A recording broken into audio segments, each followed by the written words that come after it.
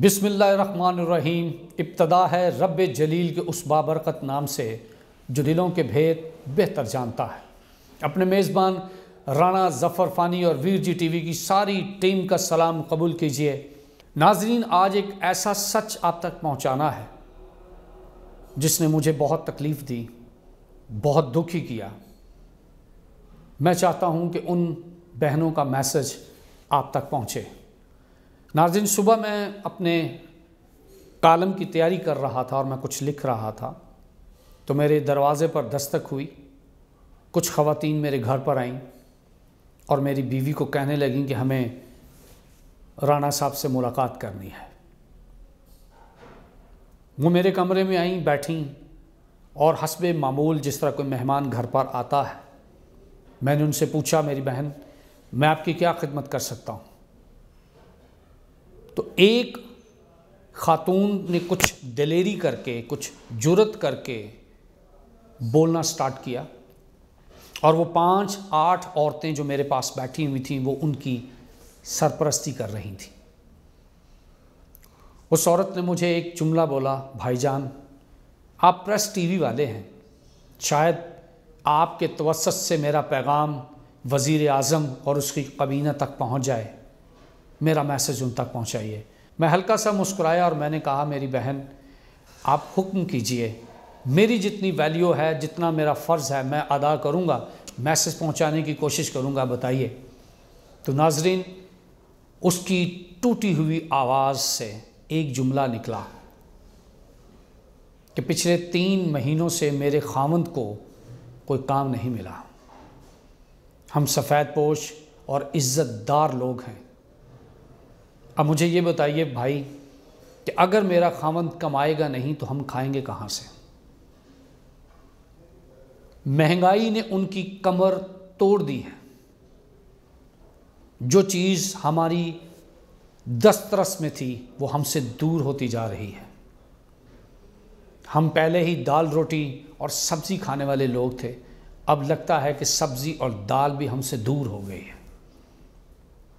یہ ریاست کی ذمہ داری ہے کہ اگر اس کی ریاست میں کوئی بھوکا سوئے تو ریاست اس کا ازالہ کرے گی۔ وزیر اعظم اور ان کی لمبی چوڑی کابینہ جس میں کافی سارے لوگ شامل ہیں، ان سے ریکویسٹ کی جا رہی ہے کہ خدا را مہنگائی پر کنٹرول کریں۔ یہ مہنگائی وہ جن ہے جو آہستہ آہستہ غریبوں کو کھا جائے گا۔ غریب لوگ جو اپنا دکھ درد کسی سے نہیں کہہ سکتے، اور سب سے بڑھ کر وہ جان دے سکتے ہیں، مر سکتے ہیں، لیکن کسی کے آگے ہاتھ نہیں پھیلا سکتے۔ خدا را ان کے لیے سوچئے، ان کو روزگار دیجئے اور بے روزگاری کو ختم کیجئے۔ آپ اسی منشور پر حکومت میں آئے تھے اور آپ کا یہ وعدہ تھا کہ آپ غربت کو ختم کریں گے، لیکن معذرت کے ساتھ غربت ختم نہیں ہوئی بلکہ غریب ختم ہونا شروع ہو گئے ہیں۔ آپ نے اکثر مختلف ٹی وی چینلز پر اور اخباروں کی بڑی بڑی سرخیاں پڑھی ہوں گی، کافی سارے لوگ خودکشی کر چکے ہیں۔ مایوسی ان میں پھیل گئی ہے، اور مسلمان ہونے کے ناطے مایوسی گناہ ہم سمجھتے ہیں، لیکن اگر رستہ نہ ہو تو کدھر جائیں گے؟ یہ سوچنا ہوگا۔ اتنی لمبی چوڑی آپ نے جو کابینہ بنائی ہوئی ہے، ان سے کام لیجئے۔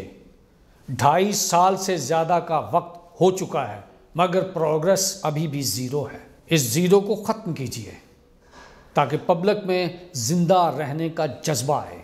آسانیاں پیدا کرنے کی کوشش کیجئے۔ سارا ملبہ، سارا گناہ پچھلی حکومتوں پر ڈالنا بند کیجئے، کیونکہ اب آپ کو پرفارم کرنا ہے، کر کے دکھانا ہے، ورنہ جو حالات آپ نے ملک کے کر دیے ہیں، عوام آپ کو کبھی معاف نہیں کرے گی۔ تاریخ میں یہ لکھا جائے گا۔ صبر کی ایک حد ہوتی ہے، اور اب تو صبر کی حدیں کراس ہو چکی ہیں۔